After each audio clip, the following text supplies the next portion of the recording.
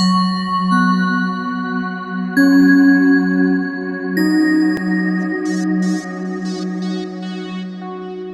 Everyone, मैं हूं शबनम और आपका मेरे चैनल ज़क ज़ायका में इस्तकबाल है। आज मैं आपके लाई हूं मटन अचारी की रेसिपी। ये रेसिपी आप मटन के साथ और बीफ के साथ दोनों के साथ बना सकते हैं। चिकन के साथ भी बना सकते हैं, लेकिन उसकी रेसिपी थोड़ी सी चेंज होती है। आज मैं आपके लिए जो लाई हूँ वो मटन के साथ आप बना लीजिए या फिर रेड मीट के साथ बनाइए। ये खाने बहुत ही टेस्टी होती है और ये अचारी फ्लेवर की होती है और टेस्ट में बहुत डिफरेंट होती है।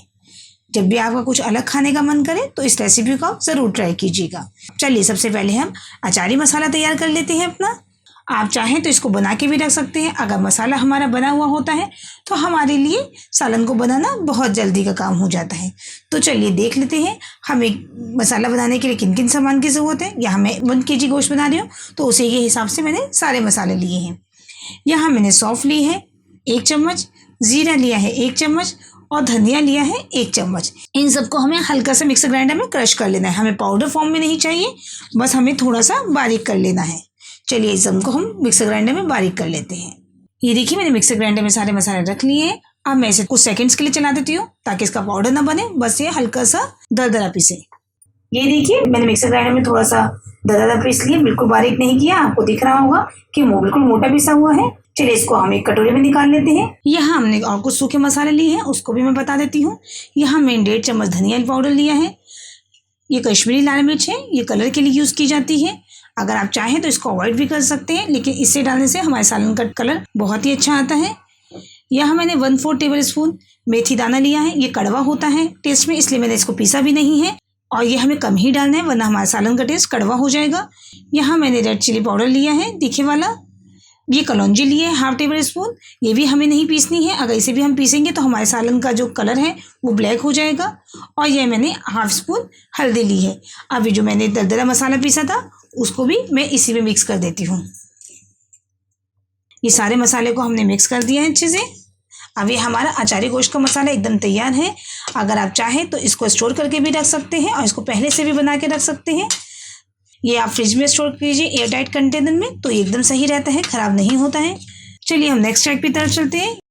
यहाँ मैंने गैस की फ्लेम को ऑन कर लिया है और कुकर को थोड़ा सा हम गर्म होने देते हैं। चलिए अब इसमें हम तेल डाल देते हैं। तेल यहाँ पे आप जो भी यूज़ करते हैं वो डाल सकते हैं। यहाँ मैं तेल 2 बड़ा चम्मच डाल रही हूँ। यहाँ मैंने मस्टर्ड ऑयल यूज़ किया है, तो मैं इसे थोड़ी देर गर्म होने देती हूँ। चलिए ऑयल हमारा गर्म हो चुका है। यहाँ मैंने 3 मीडियम साइज़ की प्याज ली है, जिसे मैंने बारीक काट लिया है। ये इसमें डाल देती हूँ और इसे हमें हल्का ब्राउन करना है।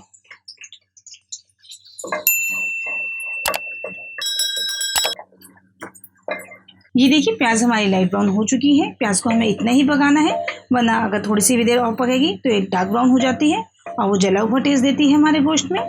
यहाँ मैंने 1 kg गोश्त लिया है, जिसमें मैंने नली और हड्डी वाला गोश्त लिया है। हड्डी वाले गोश्त का टेस्ट में बहुत अच्छा आता है। आप चाहें तो अपनी पसंद का कोई भी गोश्त यूज़ कर सकते हैं। अब मैं गोश्त इसमें डाल देती हूँ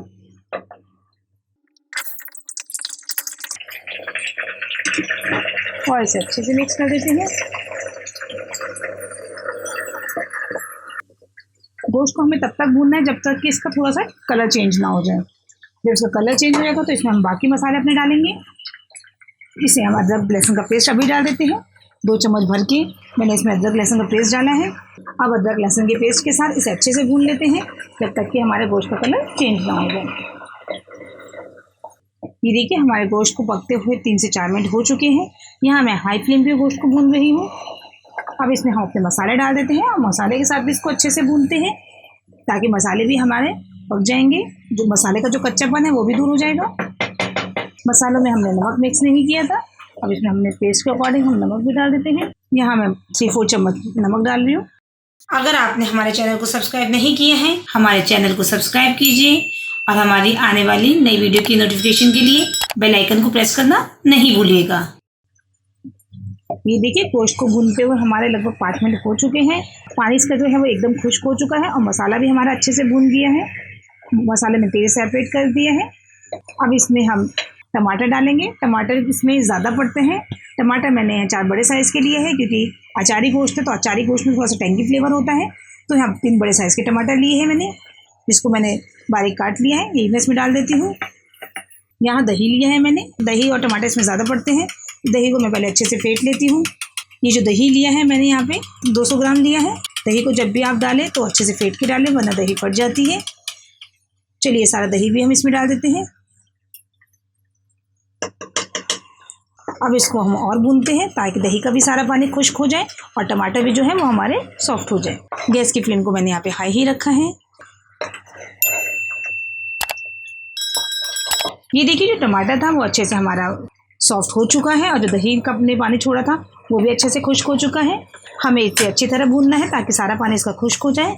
अब उसमें हम 2 चम्मच अचार का मसाला डालेंगे। आपके पास जो भी अचार हो आप उसका मसाला यूज़ कर सकते हैं। बस मिर्ची के अचार का मत डालिएगा, वरना हमारा जो सालन है वो तीखा हो जाएगा। बस हमें मसाला डालना है। इससे हमारा जो अचारी गोश्त का टेस्ट है वो बहुत टेस्टी हो जाता है। ये देखिए ये मेरा मिक्स अचार का मसाला है, ये मैं इसमें डाल देती हूँ 2 चम्मच। आप एक बार अचार का मसाला ज़रूर ट्राई करके देखिएगा। हमारा जो अचारी गोश्त है वो और बहुत टेस्टी बनता है। चलिए देखिए पानी अच्छे से खुश्क हो चुका है, अब मसाला नीचे लगने लगा है। अब मैं इसमें गलने का पानी डाल देती हूँ। इसमें जो होता है वो ज़्यादा ग्रेवी नहीं होती है क्योंकि खुश्क बनता है, इसलिए हमें ज़्यादा गलने के लिए पानी नहीं डालना है। यहाँ मैंने 1 गिलास से कम 3/4 गिलास पानी लिया है, ये मैं इसमें डाल देती हूँ ताकि थोड़ी सी हल्की सी ग्रेवी रहे हमारी। गोश्त हमारा जो है वो अच्छे से टेंडर हो जाए। इसे हम अच्छे से मिक्स कर देते हैं और इसे हम 1 विसल आने के बाद 10 से 15 मिनट लो फ्लेम पे पकाएंगे तो हमारा सारा गोश्त अच्छे से पक जाएगा। आप अपने गोश्त के अकॉर्डिंग थोड़ा कम ज़्यादा भी गला सकते हैं। आपको गोश्त जितनी देर में पकता है आप उतनी देर में ही पका सकते हैं। चलिए इसे हम पकने देते हैं आराम से। 1 विसल आने के बाद इसे हम लो फ्लेम पे 10-15 मिनट पकाएंगे। चलिए उसके बाद हम आपको दिखाते हैं। 1 विसल आने के बाद मैंने गैस की फ्लेम को बंद कर दिया था। अब इसके प्रेशर को हम अपने आप रिलीज़ होने देते हैं। उसके बाद हम इसे ओपन करके आपको दिखाते हैं। पूरे घर में अचार के मसालों की खुशबू आ रही है। ये देखिए इसका प्रेशर रिलीज़ हो चुका है। इसे हम ओपन करके देखते हैं। ये देखिए हमारा मटन अचार एकदम तैयार है। बहुत अच्छी खुशबू आ रही है इसमें से। अब यहाँ मैंने 7-8 मिर्ची ली हैं, या अपने टेस्ट के अकॉर्डिंग ले सकते हैं या इसे स्किप भी कर सकते हैं, लेकिन इसका टेस्ट जो है वो अचारी मटन में बहुत अच्छा आता है। ये मैंने इनको बीज नहीं निकाले हैं, बीज से स्लिट कर दिए हैं बस, क्योंकि जो मसाला है इसमें वो इसमें फिल हो जाता है तो ये पराठे या रोटी में खाने बहुत अच्छी लगती है। इस मिर्ची को मैंने बीज से स्लिट करके इसको ऐसे ही डाल देती हूँ। इसका फ्लेवर जो होता है वो इस गोश्त में बहुत अच्छा लगता है। इसको हम अच्छे से मिक्स कर देते हैं। ये देखिए इसमें ग्रेवी बिल्कुल परफेक्ट है। हमें इतनी ही ग्रेवी चाहिए क्योंकि इसकी ग्रेवी जो होती है वो थिक होती है। चलिए मैं इसको आपको डिश आउट करके दिखाती हूँ। ये देखिए हमारा अचारी मटन एकदम तैयार है। बहुत अच्छी खुशबू आ रही है इसमें से अचार के मसालों की, क्योंकि हमने इसमें अचार का मसाला डाला है। ये देखने में जितना अच्छा लग रहा है खाने में उससे कहीं ज़्यादा टेस्टी है। इसे आप पराठे के साथ, रोटी के साथ, नान के साथ खाइए, ये सब के साथ बहुत अच्छा लगता है। फेस्टिवल के लिए स्पेशल रेसिपीज़ देखने के लिए आप मेरे चैनल को सब्सक्राइब कीजिए, मेरी वीडियो को लाइक कीजिए और आने वाली नई वीडियो नोटिफिकेशन के लिए बेल आइकन को प्रेस करना नहीं भूलिएगा। चलिए जल्द ही मिलते हैं इंशाल्लाह एक नई रेसिपी के साथ।